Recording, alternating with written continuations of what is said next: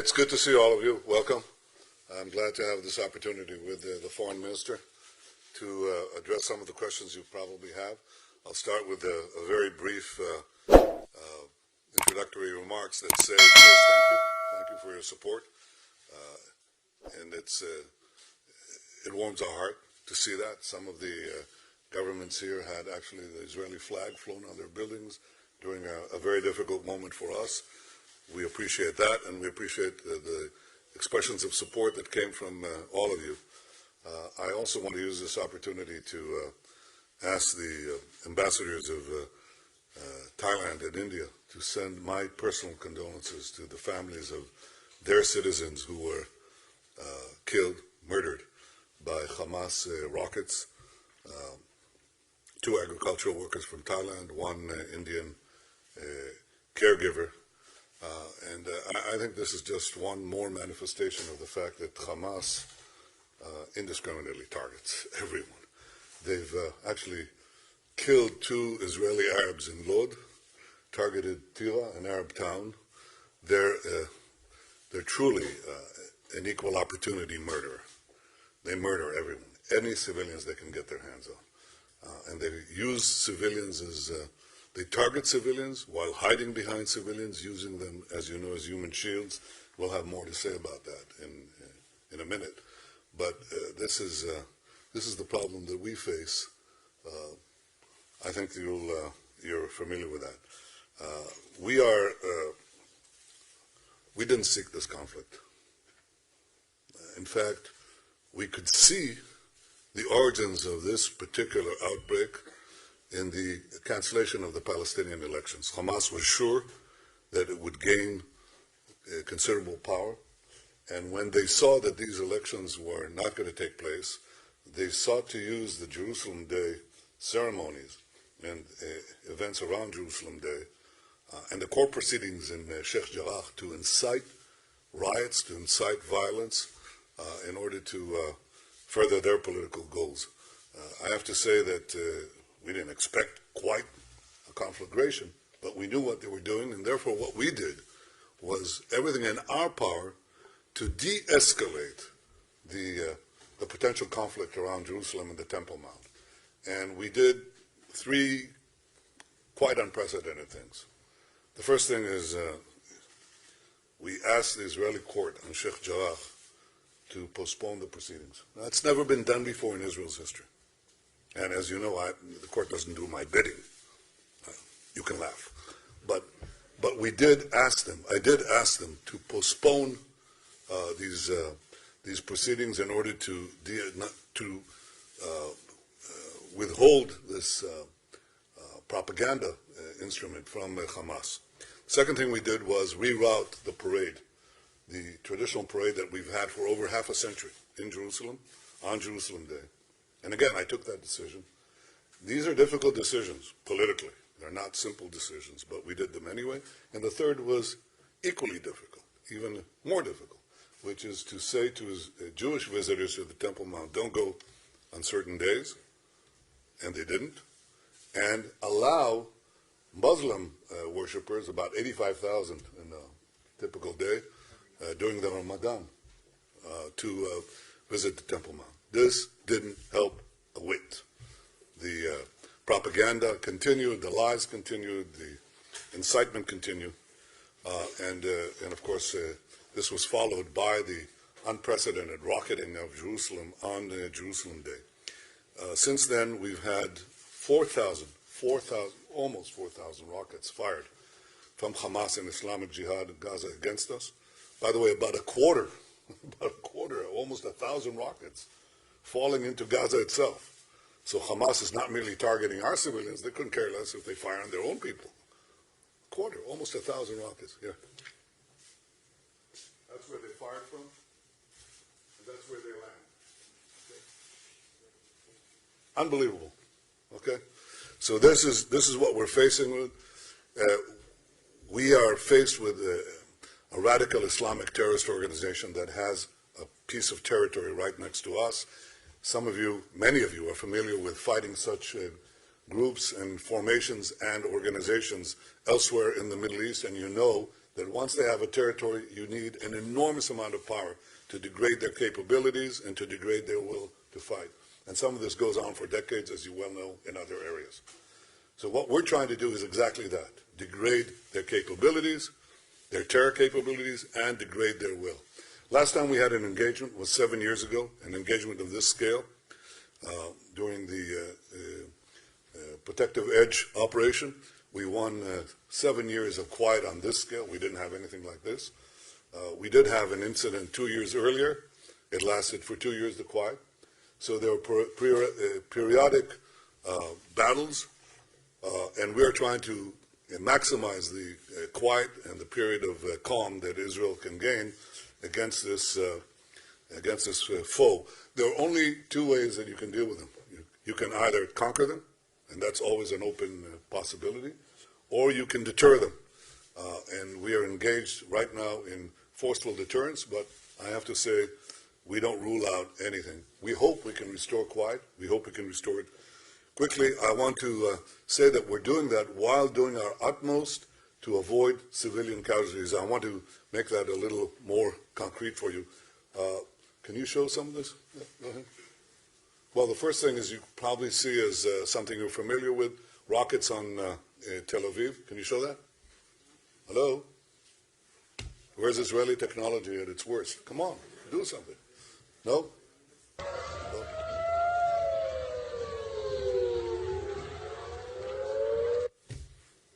No? Okay. Can you show some of these slides? No? Let me, יש לך את השקפים בבקשה? אוקיי. תראה בבקשה שקף.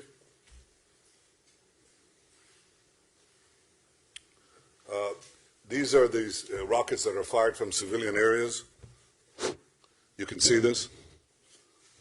This is a typical civilian area. It's a neighborhood in Gaza. And look at the rockets being fired. Thousands of rockets fired from civilian areas. Next. This is the tunneling system that they have.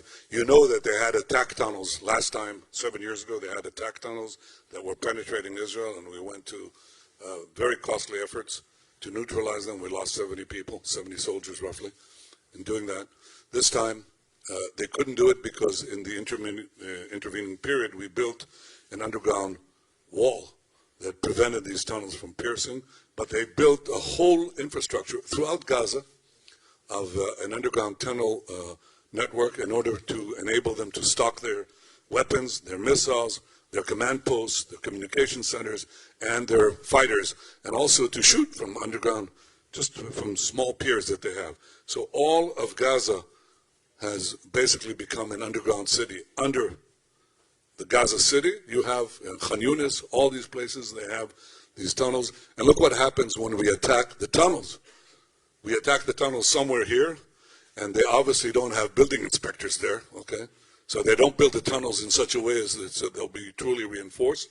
And this is the result of our own, of our actions in their streets. You see where these tunnels are. They're all firmly in civilian areas. Next. We try to keep humanitarian aid to allow it to go through. We do everything we can there. But I have to say, too, that we've gone through special efforts. Do you have these videos? I want to show you a live video of how our pilots stop an attack because they don't want to have unnecessary civilian deaths, in this case, children. They see that. You don't have it? No? Okay, keep trying. All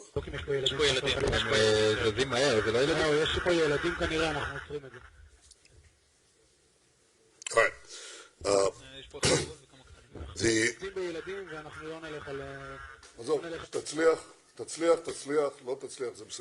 The main point that I want to make is that we go to unprecedented lengths to prevent civilian casualties.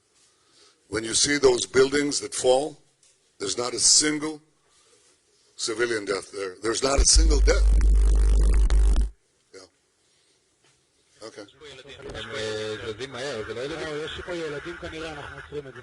There are probably children there.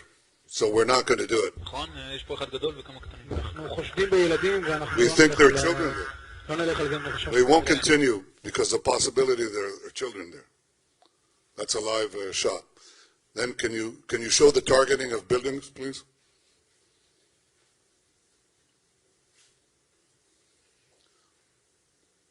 We identify an arms cache or a missile cache. It's targeted. Now look at what happens. We hit that, and then you see that explosion in a building nearby. That's not our attack. That is explosives that go off because they're storing their ammunitions in houses, in civilian residence. Next.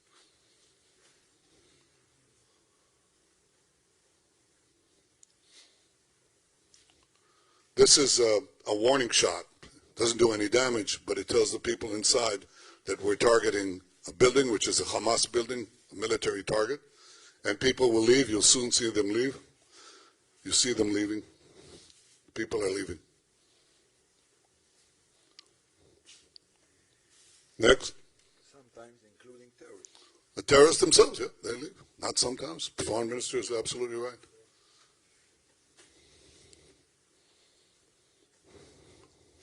Well, that you're familiar with, I'm sure.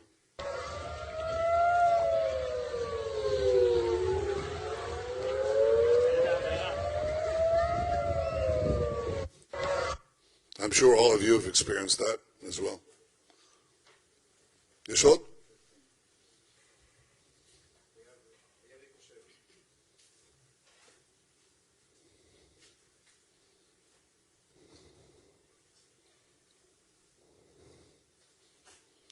This is one of those failed rockets. We have close to 1,000 of them. They fire in Gaza. It fails and falls inside Gaza and claims casualties there as well. I want to say a generic word about our efforts. Because Hamas is embedded deeply in civilian areas, because it uses civilian human shields, democracies have a choice. They can say there is nothing we can do. We will absorb attacks, okay, against our cities. We could do that. Or we could level the cities. In World War II, when Western cities, specifically London and some British cities, were targeted this way by thousands of rockets, the response was to level cities. I admire Winston Churchill. I think he was one of the greatest leaders in modern history. I don't criticize him for anything. I think he did the right thing under those circumstances. But this is not our response to the firing of thousands of rockets on our cities. We do something different. We try to target those who target us with great precision. That is not as surgical an operation as it is. Even in a surgical room in a hospital, you don't have the ability to prevent collateral damage around affected tissues. Even then you can't. And certainly in a military operation you cannot. But there is no army in the world that does more than the Israeli army, in the Israeli security services, in Israeli intelligence, to prevent collateral damage. To have Israel criticized for that is absurd. Not only is it absurd and unjust and untrue, it does enormous damage to democracies that are fighting this kind of evil. It says you cannot protect yourself. Because in the course of doing that, instead of having the perpetrators who commit double war crimes, or hiding behind civilians and firing on civilians, not having them criticized, but having you criticized, is the height of hypocrisy and stupidity and irresponsibility. Because what that does is, in fact, encourage the terrorists. It gives succor. It gives support. It gives encouragement to the terrorists. And that is something that is bad for each one of us. If Hamas emerges from this, they'll anyway declare victory. I guarantee that. Whatever they do, they'll declare victory. They always do. But after time, you can see if they have a victory or defeat. So I'm not talking about the next 24 hours after the hostilities cease. Okay? I'm not talking about that. But if the perception is that they gained a victory, that is a defeat for all of us. When I say all of us, it's for all the democracies, it's for all those governments that seek peace, it's for all those in the Middle East, among the Palestinians and in the Arab countries, and those Arab countries with whom we made peace, who want to advance to a better future. It means we go backwards. It doesn't help the Palestinian Authority. It doesn't help our Arab friends in the Arab world. So I think that it's very important, and this is, frankly, an open message, and I'm not shy about saying it openly. I think you should support Israel strongly, because this is not merely a question of Israel's security. It's a question of our common security and our common interests in the Middle East. And I want to thank you for your support, and I'm looking forward to your questions. You can ask me anything you want, and whatever I can answer, and the foreign minister can answer, we'll do so within the limits of our security limitations. We're in an armed conflict in the midst of it, so obviously we have some limitations, but I very much appreciate your coming here, and I want to ask the foreign minister if he wants to add a few things.